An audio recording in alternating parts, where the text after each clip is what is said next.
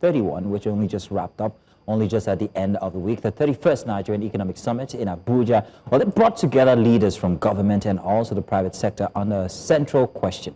Can Nigeria truly chart a pathway to $1 trillion economy by 2030? Well, Vice President Kashim Shettima, representing the president, reiterated that Nigeria's future rests on productivity and also investment and a stronger and industrial base. He referenced success stories like the Dangote Refinery as examples of what local capacity can actually achieve when policy meets ambition. But beyond the vision, Nigerians are still battling a harsh reality: high inflation, soaring food price, and a naira that continues to test family income. Many ordinary citizens are asking, will economic roadmaps discussed in summit translate to relief in the market? The market stalls, the factory floors, and also job centers. Well, today we're going to be examining whether this renewed promise signals real change or another round of high-level optimism. Let's take a look at this package here, and we'll be back to continue. It's by Joshua Imarai, News Central correspondent. From October 6 to 8, government officials, policymakers, business leaders, and development partners converge for the 31st Nigerian Economic Summit on national dialogue themed the reform imperative, building a prosperous and inclusive Nigeria by 2030. Opening the summit, Chairman of the Nigerian Economic Summit Group, Olani Yusuf, set the tone, insisting that the time has come for Nigeria to act with urgency and purpose. For Nigeria, this is a moment of renewal, our chance to act with integrity, with urgency, and with inclusivity. Globally, the global environment is shifting.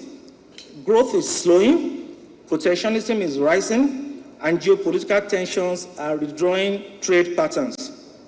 Development aid is shrinking as advanced economies battle fiscal pressures and aging populations. For Nigeria, the message is clear: external support will be limited. We must rely on resilience, reforms, and the discipline to attract investment, both domestic and foreign, and also to build credibility. Vice President Kashim Shettima, representing President Bola Tinubu, reaffirmed government's commitment to restoring confidence and deepening collaboration with the private sector. A debt of gratitude for staying with us through turbulent tides, for providing insights, for offering criticisms, and for reminding us that our collective goal is not comfort in divergence, but progress in convergence. Whatever our differences, we are bound by the same destination, the duty we owe our people. On day 2, discussions focused on accountability and fiscal discipline. The Emir of Kano, Muhammad Sanusi II, commended ongoing reforms but warned that policy inconsistency remains a major barrier to progress. So take fiscal policy. We have improved revenues. Great. The revenue to GDP ratio has gone up. The debt service coverage has moved up. The deficit is down to 3% of GDP. These are fantastic. On the revenue side, we've done well. How about the expenditure side? The cost of governance, the quality of spending at both federal, state, and local levels. Are we getting value for money for the road contracts we're doing? For the capital projects we're doing? Are we still spending money through the National Assembly? Are we still doing constituency projects? Where are they going to? By day 3, the conversation expanded beyond Nigeria's borders, exploring regional collaboration as the next frontier for growth across Africa. As deliberations ended, participants called for decisive implementation to move Nigeria from talk to tangible results. With the lights dimmed on NES 31, one message resonates clearly: reform momentum must not fade. It must translate into shared prosperity, sustainable jobs, and inclusive growth. In Abuja, for News Central, I am Joshua Imarai.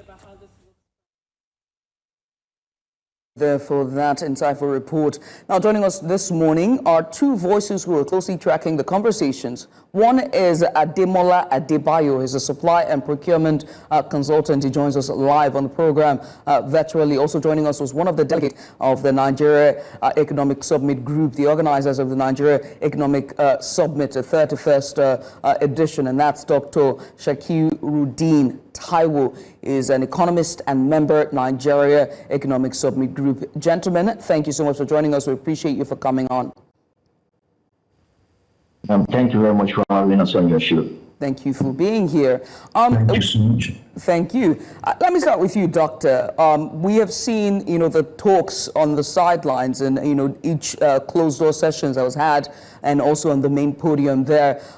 For you, how would you summarize this 31st summit and its outlook for the next fiscal year for Nigeria? Okay, so for us at the NESG, the quality of discussion, the level of robustness of ideas being shared, and the key commitment from the drivers of some of these ideas and implementers of these critical policies was a great takeaway for us.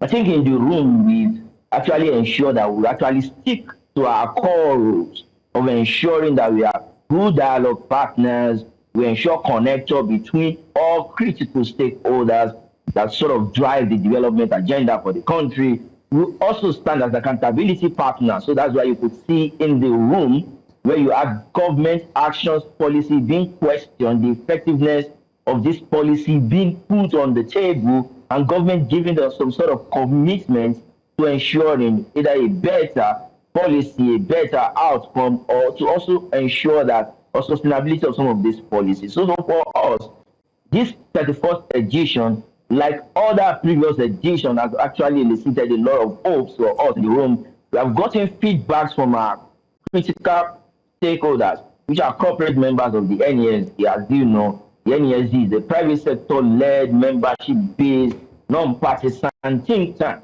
So it puts us that we have a lot of cards on our head. So we've gotten feedbacks from our corporate members who say the quality of discussion sort of aligned with what they have, and for some it's beyond expectation in terms of commitment of government, development partners to driving some of these things. And I think at the top or the peak of this was the position of the federal government of Nigeria that was laid down during the speech of the vice president, where the position of Dangote as a core investment in driving industrialization of Nigeria was laid bare, and also ensuring that all partners also work towards ensuring similar ventures actually come up in Nigeria to also actually drive the collective goals of economic growth and prosperity in Nigeria. So for us at the NESG, we are happy, and I think our Green Book will also put forth some of this position where we would further distill action that is meant for key stakeholders, who are those that will drive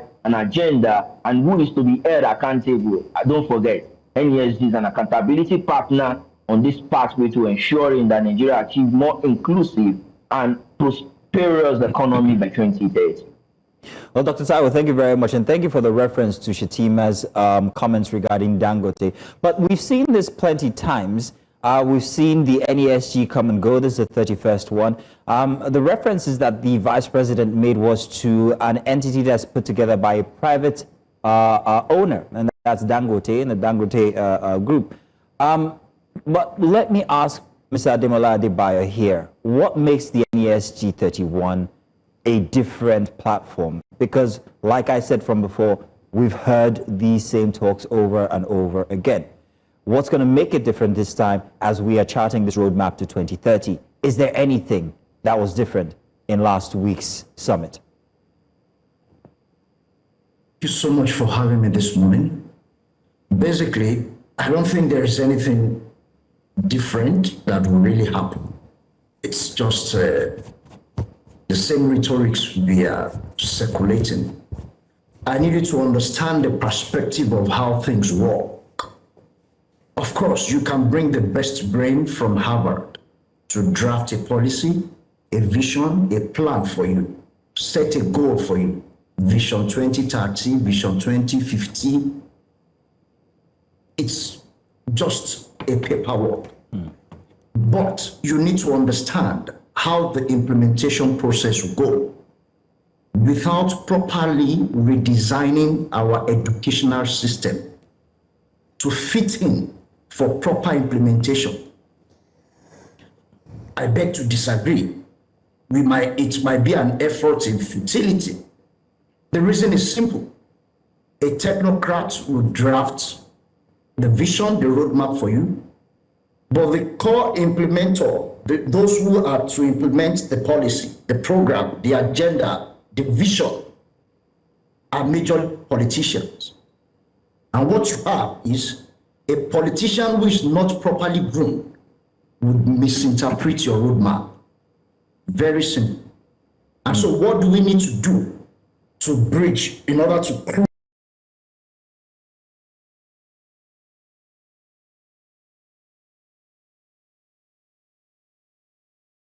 close this gap? There is a gap between the politicians who are to implement this vision roadmap and those who are passing the policy.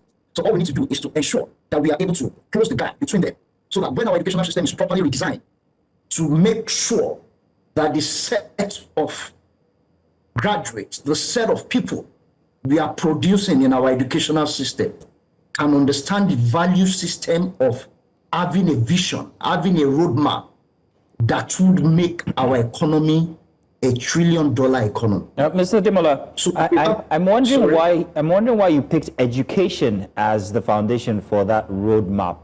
Do you think education is going to help the discussion, the struggles with when it comes to joblessness, when it comes to failing businesses, when it comes to inflation and hunger now? Why start with education? Yes, I start with education because if you look at the process through which people get to position of authority today, the bedrock of any successful economy today in the US and the UK, make your findings, you would see very clearly that what makes people jobless, hopeless, not having vision, is because they've not been properly trained. The system is not properly designed to accommodate everybody. And so when the educational system fails, it brings a failed economy in general. Now, how do we tackle insecurity? There are people today still roaming on the streets, children on the street, not having opportunity to go to school. Nobody cares about that because we don't have a system structure that could close the gap. And we care less. Why? Because we feel, oh, not everybody would not go to school. I beg to disagree. I beg to differ. Right. Everybody should go to school. Now, it will reduce unemployment. It will reduce the level of insecurity, because most of these children don't value life. Some of the things, by the grace of God today, that we are privileged to understand and to know, that you don't treat other people badly. Some of us got to learn those things while we were in school. Okay. But today, what do we have? A collapsed structure completely. I was visiting a state very recently, and I saw that some students are not motivated to go to school. And I asked during one of the charity programs, why? The teacher told me categorically that we have to beg them to come to school. And sometimes they only come during the exam period. Okay. Half-baked graduates. Right. So what are we going to produce? Okay. Unemployment will ravage the entire community. Right. Let me quickly bring in Dr. Taiwo into this discussion, shall we? Doctor, you're an economist, and one can always link, as we're channeling or charting our course to the Vision 2030 and industrializing our economy, or attract investors. One thing that's at the forefront is skilled workers, and we can also argue that education, or the quality of education in this part of the world, is somewhat shoddy, or I don't know the adjective to best describe it. But we know that education was one of the key points that was discussed, or that was raised in the Vice President Kashim Shettima's opening remarks, a speech when he wanted to kick off the summit. But most importantly, what were some high-level talks and some policy reforms that was recommended during the summit? Thank you very much. So I think I just need to take a position here of what the Nigerian Economic Summit stands for, and what are some of the previous success, policy success that Nigeria is sort of enjoying today, that a lot of people are not aware it comes from the sort of structure that the NESD have operating and on the floor of the Nigerian Economic Summit. The first is on the Nigerian telecommunication reform. It was initiated on the floor of the NESD, and I think it's very critical we put this forward. And secondly is our Pension Act was drafted by what we call Policy Commission at the NESD, and a lot of people would know this, and because what we do is that we work more and leave the success out. I'm just trying to sort of raise the hope of Mr. Ademola instead of sort of the kind of outcomes that we have from this summit.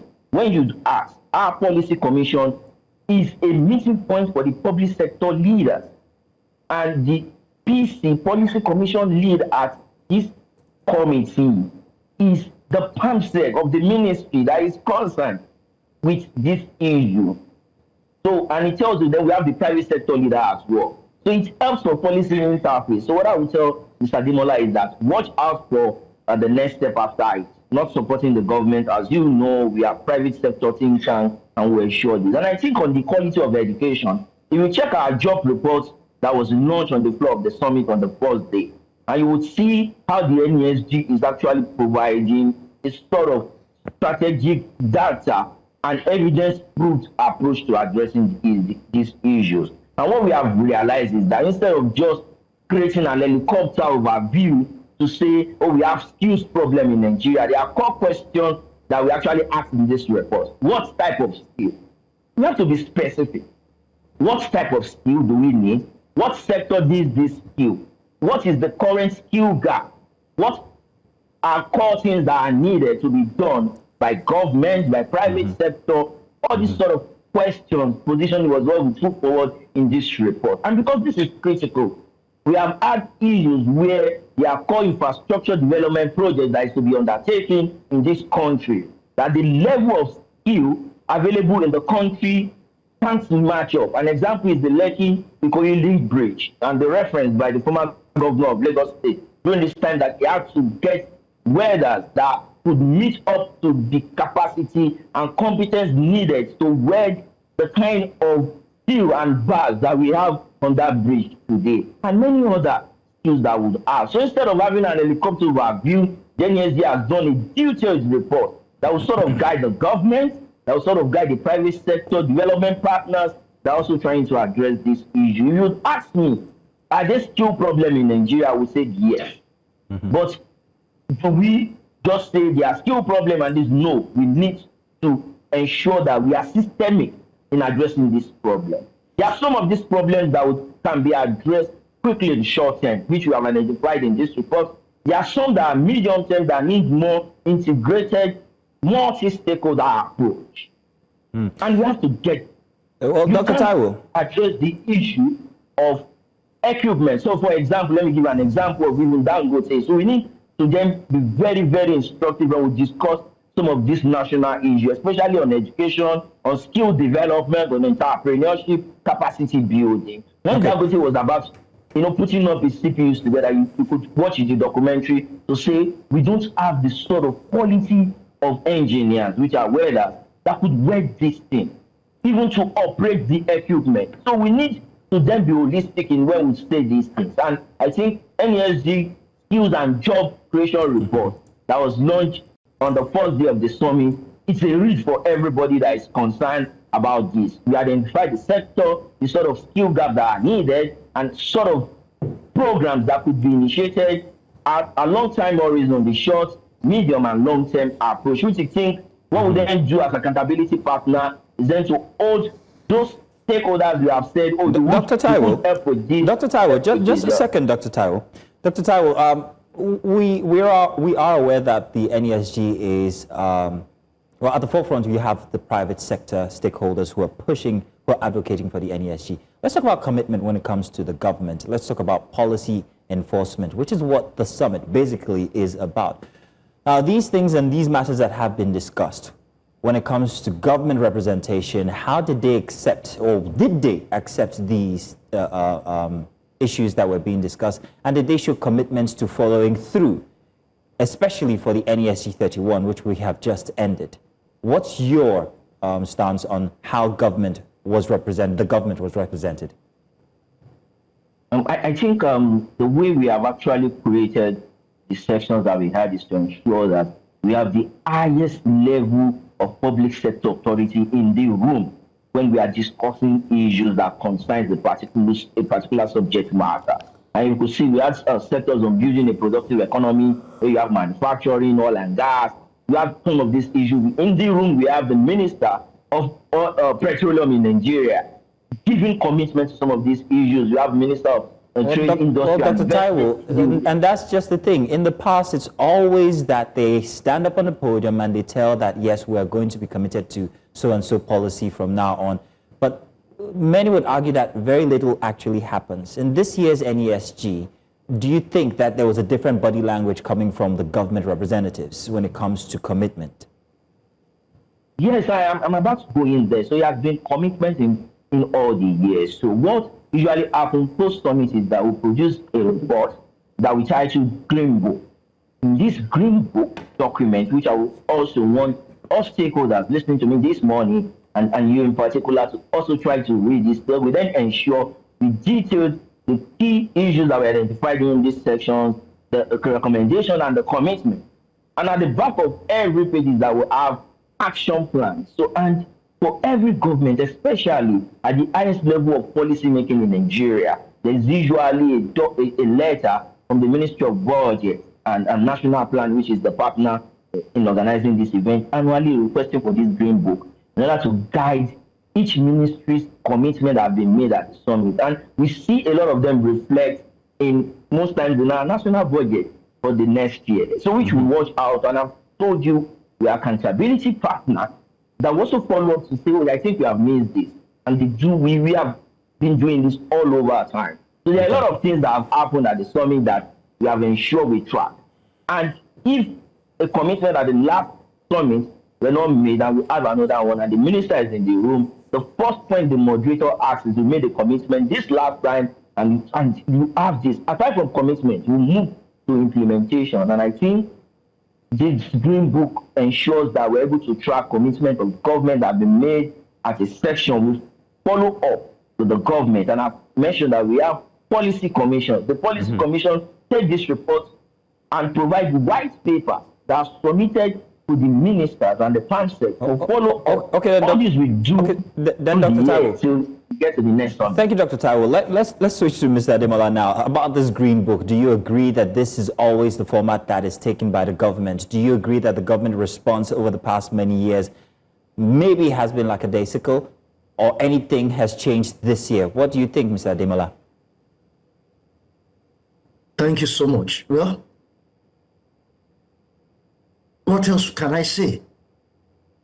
Other than to just look at Mr. Taiwo personally, I was smiling when he was talking. Possibly he's not living in the same Nigeria I am living, or possibly because as an expert in this field, is not open for feedbacks from the public. I'm in this country, I'm feeling the pains of our people. And I can tell you categorically, regardless of the validation you get from any minister, majority of our ministers anyway, they are politicians. They can build a skyscraper in less than a minute if you want them to build it for you. But it is left to you to either take it from them or you double check your information.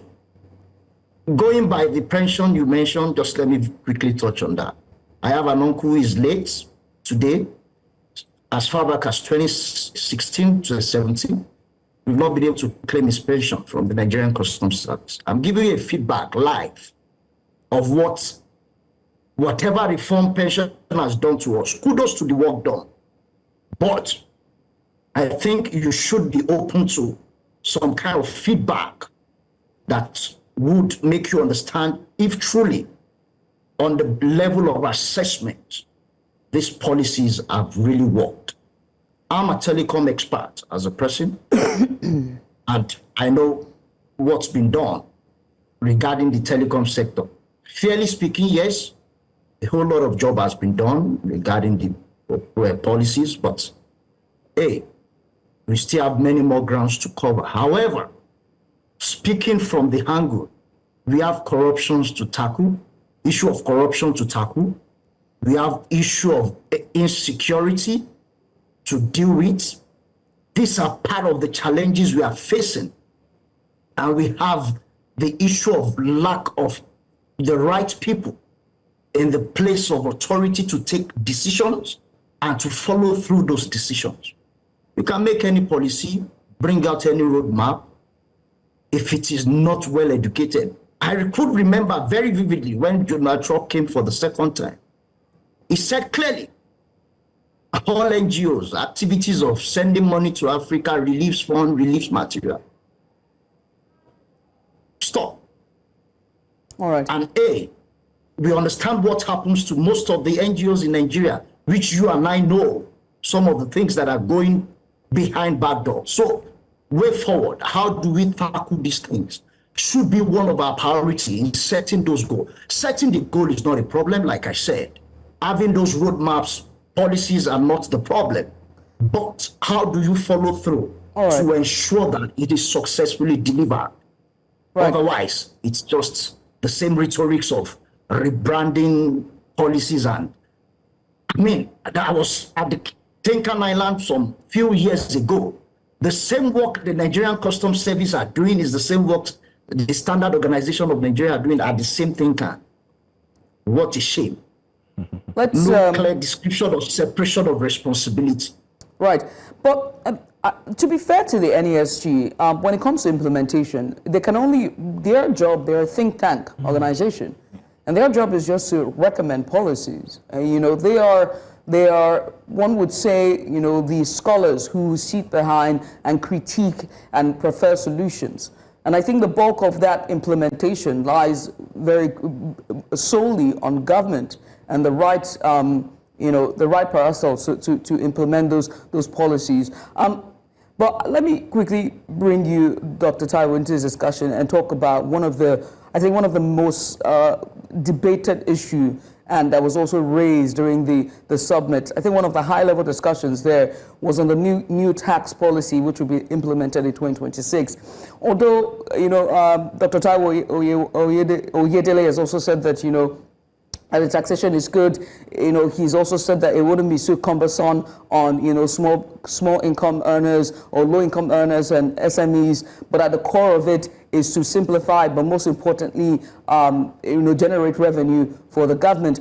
But one has to talk about, but there's also been criticism about this policy or this policy that will kick into effect in 2026, I beg your pardon, that the purchasing power of Nigerians are low. And so when you add tax rate, you're only just widening the poverty gap. Do you agree? So what I would say is that, I also need to put this forward. Thank you very much for standing in for NESD. This probably will have been my intro.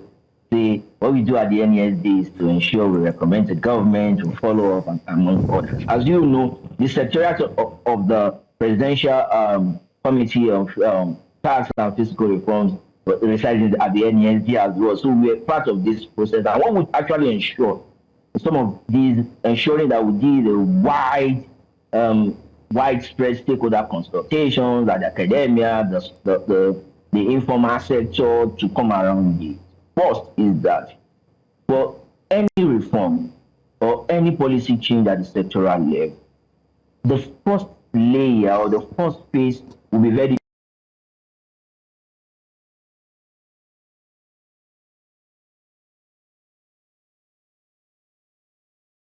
disruptive. So, and these are the kind of disruptions that we have now, the kind of response we have from people, the sort of uncertainty to how the tax will affect them. I think Mr. Oyedele has been doing his work to actually communicate to the people to say, oh, this is the level at which it will affect you, and among other things.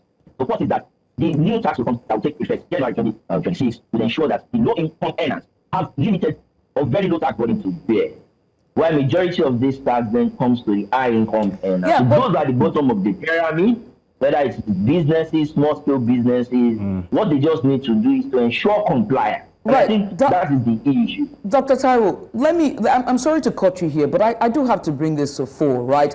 I remember a report that came out, I don't know if it was in 2019, but one of the things that they saw was that, you know, the Danfo and the Kurukwe or the Keke drivers, the public drivers, were already being heavily tasked by, you know, the unions that were at their bus parks. Every bus stop, there's somebody there taxing them. Now, where that money goes to is where we don't know. And so when we're talking about taxation, how do we how do we put them in sync? You know, those who are on the roads collecting their small tolls on the roads, and even those who are hawking on the streets also get some level of taxation. Where is all that money going to? How can there be a synergy between all three, or whatever parastatal that is on the roads and local level, whether it's a local government level and state level, just so that there's some synergy? As a private sector advocacy, your initial concerns around the informal tax by non-state actors are what you have raised in a lot of our reports. So we are also with you probably on it. However, when you are executing a reform, you have to start from somewhere. So I think what this committee has done is to majorly consolidate tax collection level at the level of former level. So now you would see consolidation of custom and every other tax collection agency under the new National Nigerian Revenue Service now. What it then means is to say no one collects tax from like what we have operational in other developed countries where you have one revenue collection agency, every other form of comes on that is so is able to do. Then I think if that is done, they then have to then understand that tax collection is sort of let me say it's a concurrent, under Nigeria's concurrent legislative base. The federal can make their tax, the states could make, local governments will also collect their own tolls and fees among other things. That then becomes the next level sort of challenge or next level tax to put on the table of this committee to say, can we then ensure that a boss, whenever he moves away from his stamina in Lagos and is going to Kano, there's nobody that's going to stop him on the way until he gets to Kano. Do you know a World Bank report in 2019 actually stated that it's more expensive for a cargo to leave Shenzhen in China to then bed at Nigerian Tinker port? It's less expensive than for that same container to move from Tinker port to Kano. That it pays closely around 90 taxes on the road that are undocumented. For private sector, Dr. Taiwo, you're absolutely correct. Dr. Taiwo, you're absolutely correct. And this is exactly what we're talking about. Especially the Vice President even said, emphasized on public private partnerships. That was one big thing. But I'd like to ask Mr. Ademola whether he believes that the government is willing enough at this time to actually remove all this bureaucracy, all these policy inconsistencies, remove the barriers so that private partnerships will actually begin to thrive in Nigeria. And I'm hoping that Mr. Ademola will be a bit more, maybe, what's the word, positive this time. I'm wondering, is there any positivity to look out for? He laughs. Well, thank you.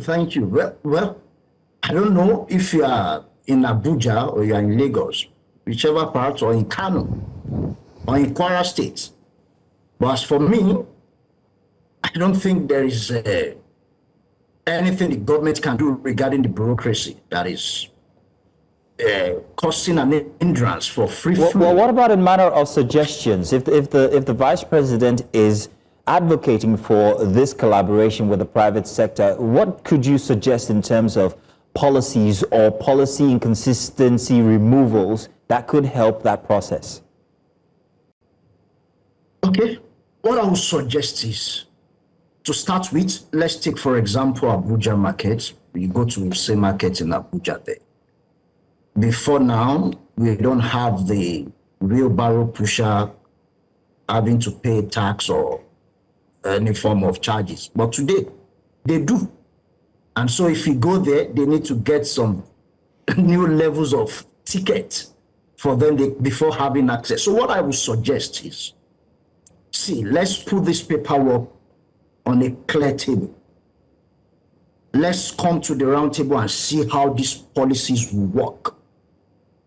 Brilliant policies have been made, but in executing them, how do we go about it to ensure that you don't cause more havoc to a common man? You don't wreck their average living to become an entity on the street. It's simple. We all see them, we all know them. Let's come out and address the bottleneck in between the decisions and the implementation process. And largely, it is to those who are implementing the process. Bringing private sector on board to partner and make sure this thing goes smoothly. Fine, brilliant idea, and support. But you all know what politicians do. Bringing them on board is just to hear from them. Whatever resolution, whatever agreement made would never. We've seen it in the past. To an extent, if they try at all, they will implement 40% of it and make the entire thing look very, very funny. Like your suggestion, well, it's good, but we'll try and pick one or two things and just do it just for the sake of doing it. Right. Because we are not real to ourselves and we are not telling ourselves the truth. So if you don't want to do, you don't do. But if you want to do, there's no value. That's why you can easily go through a screening and become a minister without a certificate. Doctor, okay.